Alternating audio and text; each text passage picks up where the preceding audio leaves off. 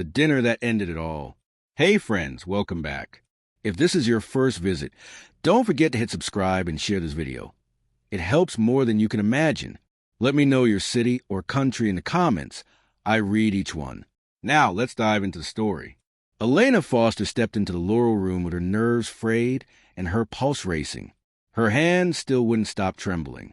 Barely half an hour earlier, a reckless driver had shot out a garage and nearly clipped her car. She swerved hard, slamming against a metal post, leaving an ugly scratch down the entire side. She had pulled over, frozen behind the wheel, breathing in short, shallow bursts as adrenaline surged through her body.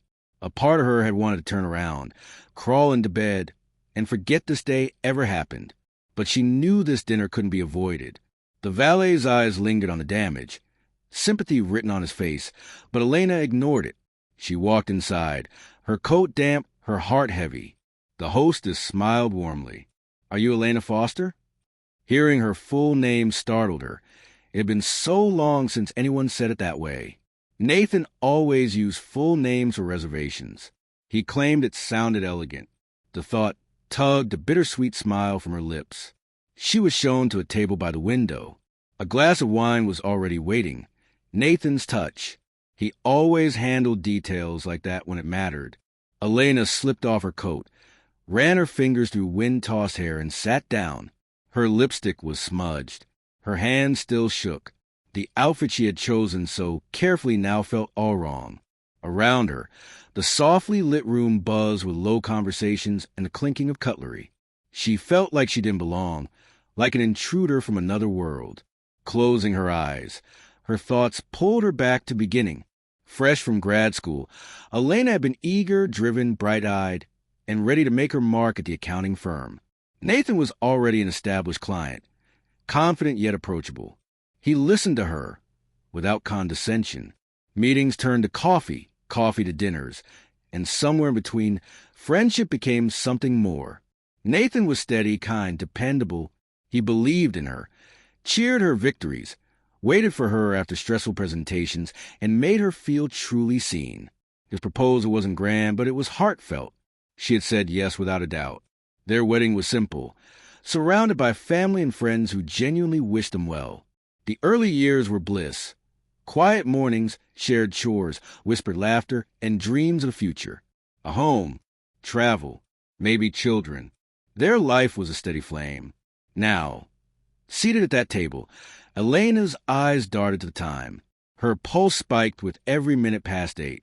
Nathan hadn't spoken to her in weeks. No texts, no calls, just silence.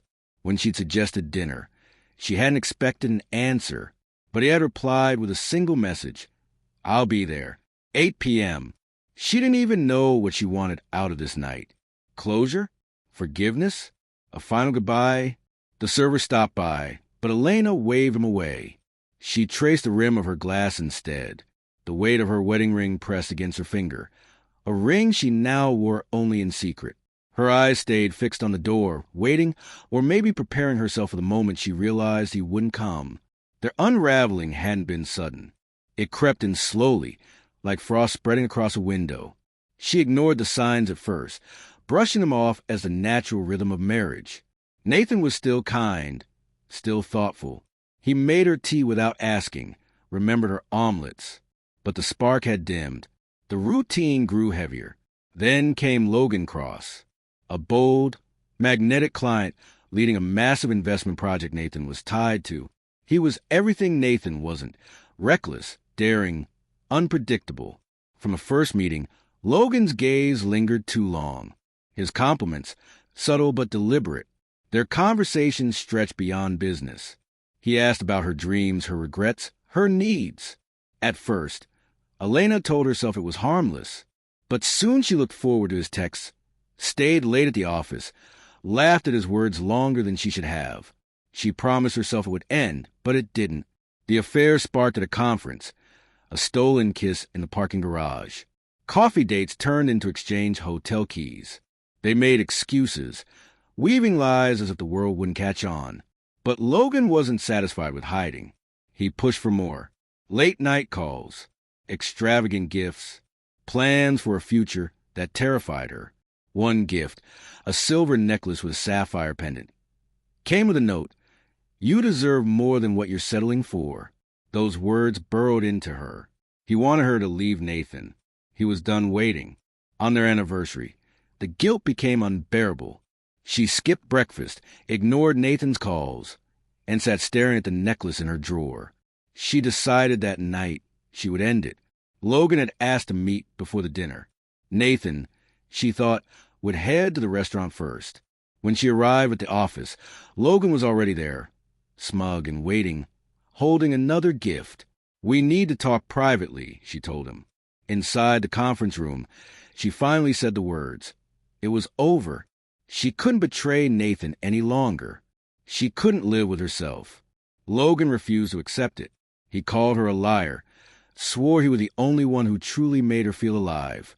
When she backed away, he grabbed her, kissing her forcefully. The door swung open. Nathan stood there, bouquet in hand.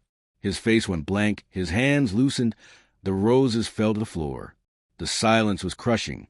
Finally, Nathan spoke, his voice cold, controlled, burning with rage. Now it all makes sense. Elena sobbed, trying to explain. Logan only laughed. She was never yours, he sneered. She's mine now. The words cut like knives. Nathan didn't respond. He turned and walked out, slamming the door behind him. Elena collapsed in tears. Logan pressed her to follow him. She spun on him, screaming, calling him manipulative, a mistake, telling him to leave her life for good. His smirk faded at last. He walked out without another word. That night, Elena stayed with Friend. She called Nathan again and again. He never picked up. The next morning, Nathan filed for divorce. Swift, final, no discussion. He contacted every investor tied to Logan's project, telling them everything. Nathan's reputation carried more weight than rumors. By midday, Logan's empire had collapsed.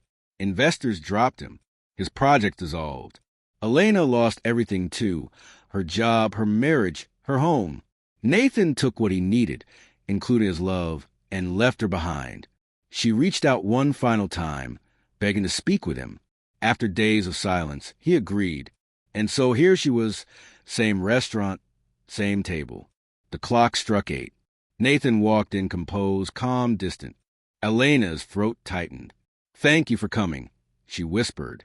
He said nothing. She spilled everything, her guilt, her regret, every confession, every tear. Her voice cracked as she asked the question that haunted her. "Can you ever forgive me?" Nathan didn't flinch. He stood, silent, and walked away, leaving her exactly where she had once left him. If you found this story moving, don't forget to like, share, and subscribe. Drop your thoughts in the comments. I read them all.